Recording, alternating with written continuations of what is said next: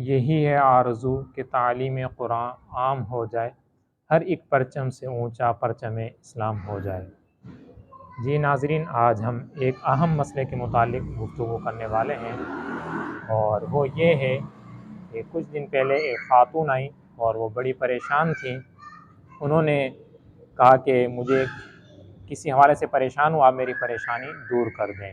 تو میں نے کہا جی حکم فرمائیے۔ تو انہوں نے کہا نماز کے حوالے سے میری پریشانی ہے، اور وہ یہ ہے کہ مجھے جو ہے کم و بیش انہوں نے 6-7 صورتیں بتائیں کہ مجھے اتنی زبانی یاد ہیں،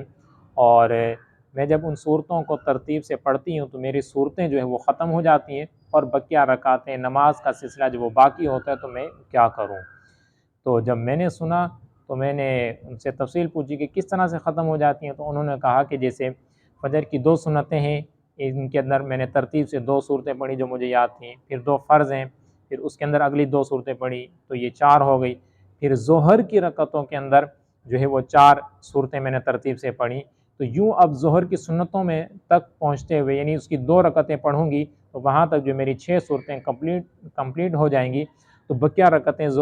یعنی سنت کی 2 رکعتیں رہ گئی، فرض رہ گئے، پھر سنت، نفل، عصر کی نماز، مغرب، عشاء، تو ان کے اندر میں کس طرح سے جو ہے وہ نماز ادا کروں گی۔ تو صورتیں تو میری ختم ہو چکی ہیں، تو یہ میری پریشانی ہے، آپ مجھے اس کا بتائیں کہ میں کس طرح سے نماز ادا کروں۔ تو جی ناظرین، جب میں نے ان کا یہ سوال سنا تو میں نے انہیں کہا کہ اس میں تو کوئی پریشان ہونے کی بات نہیں ہے، وہ اس لیے کہ جب انسان 2 رکعت نماز ادا کرے یا 4 رکعت، تو ان کے اندر حکم یہ ہے کہ ترتیب سے جو ہے وہ صورتوں کی تلاوت کرے۔ جیسے مثال کے طور پر ان کو 6 صورتیں یاد ہیں، تو اب ترتیب کے لحاظ سے جیسے 2 سنت ادا کریں گی تو ترتیب کے لحاظ سے جو صورت پہلے آتی، مثال کے طور پر سورہ کافرون ہے، پہلی رکعت کے اندر انہوں نے سورہ کافرون پڑھ لی، تو اگلی رکعت کے اندر اس سے آگے والی صورت انہوں نے پڑھی ہے، جیسے اذا جاء نصر اللہ وہ والی پڑھیں گی، پھر اس کے بعد اگر 4 رکعت ہے تو تیسری میں اس سے آگے والی صورت پڑھیں گے۔ اب مثال کے طور پر جیسے 2 سنت تھی، ان کے اندر 2 صورتیں انہوں نے سورہ کافرون اور سورہ نصر اذا جاء نصر اللہ پڑھ لی۔ اب جب فرض شروع کریں گے تو فرض کے اندر بھی وہی صورتیں دوبارہ پڑھ سکتی ہیں،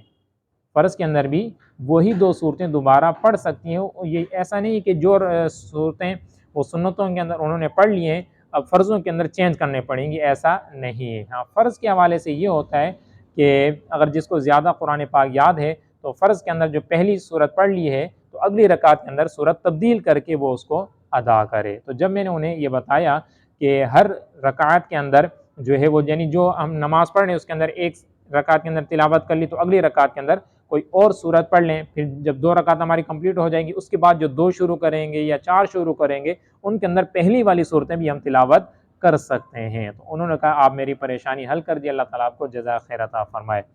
تو اسی طرح سے ایک اور خاتون نے کوئی وطر کے حوالے سے مسئلہ پوچھا تھا، تو ان کو بھی ہم نے مسئلہ بتایا۔ پھر اس کے بعد یعنی اسی دوران گفتگو ایک بات چلی، تو وہ یہ تھا میں نے ان کو بتایا کہ جو قرآن پاک کی صورتیں نماز کے اندر وہ ترتیب سے پڑھنی ہے۔ تو ان کا یہ کہنا تھا کہ یہ مسئلہ تو مجھے آج معلوم ہو رہا ہے، میں تو یعنی جو مرضی چاہتی، انہوں نے کہا کہ مجھے 8-10 صورتیں زبانی یاد تھیں، تو کبھی دل کرتا جیسے پہلی رکعت کے اندر سورہ اخلاص وہ پڑھ لی اور دوسری رکعت کے اندر سورہ کوثر جو ہے یہ پڑھ لی، تو میں تو اس طرح سے پڑھتی تھی، یہ تو آج آپ مجھے نے بتایا اور مجھے پتہ چلا کہ قرآن پاک کو ترتیب سے پڑھنا ہے۔ تو ناظرین، اس طرح کے مسائل جو ہے وہ میں چونکہ اللہ تعالیٰ نے مجھے یہ سعادت عطا فرمائی ہے، میں لوگوں کو مسائل بتاتا رہتا ہوں، جب بتاتا ہوں تو پھر لوگ جو ہے وہ مزید سوالات کرتے ہیں، تو اس سے اندازہ یہ ہوا ہے کہ مسلمانوں کی بڑی تعداد ہے کہ جنہیں جو آسان اور ضروری مسائل ہیں وہ بھی لوگوں کو معلوم نہیں ہے، بالخصوص یہی صورتیں کن رکعتوں کے اندر ملائیں گے اور کن رکعتوں کے اندر نہیں ملائیں گے، اور صورتیں کس طرح سے ادا کرنی ہے یہ مسئلہ بھی بہت سے لوگوں کو معلوم نہیں ہے۔ جیسے بعض حضرات یہ سمجھتے ہیں کہ جیسے فرض ہیں تو ان کی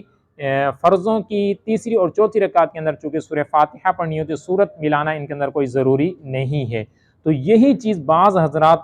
کے ذہنوں میں یہ ہے کہ جب سنت 4 رکعت ادا کریں گے تو ان کی بھی تیسری اور چوتھی رکعت کے اندر سورت نہیں ملائیں گے، حالانکہ ایسا نہیں ہے، بلکہ سنتوں اور نوافل کی تیسری اور چوتھی رکعت کے اندر سورت ملانا یہ ضروری ہے۔ صرف فرضوں کی تیسری اور چوتھی رکعت کے اندر سورت جو ہے وہ نہیں ملائی جاتی، بقیہ سنتوں اور نوافل اور وطر کی ہر رکعت کے اندر سورہ فاتحہ بھی پڑھی جاتی ہے اور سورت بھی ملائی جاتی ہے۔ اللہ تعالیٰ کی بارگاہ میں دعا ہے کہ اللہ تعالیٰ ہم سب کو صحیح طریقے سے اپنی نمازیں ادا کرنے کی توفیق عطا فرمائے۔ آخر میں گزارش ہے کہ جیسے آپ یہ حضرات مسائل سنتے ہیں تو آپ دیگر احباب تک بھی پہنچانے کی کوشش کیا کریں، کہ جہاں علم سیکھنے کا حکم ہے کہ جسے نہیں آتا وہ علم دین سیکھے، یہ احادیث پاک کا جو مضمون ہے کہ جس کو نہیں آتا وہ علم دین سیکھے، وہیں پر ہمیں یہ بھی شریعت حکم فرماتی ہے کہ جنہوں نے سیکھ لیا ہے، جنہیں معلوم ہے، وہ آگے پہنچائے۔ یعنی روایت کے اندر آتا ہے کہ بلغوا عنی ولو آیا، پہنچا دو میری طرف سے اگرچہ ایک ہی بات ہو، تو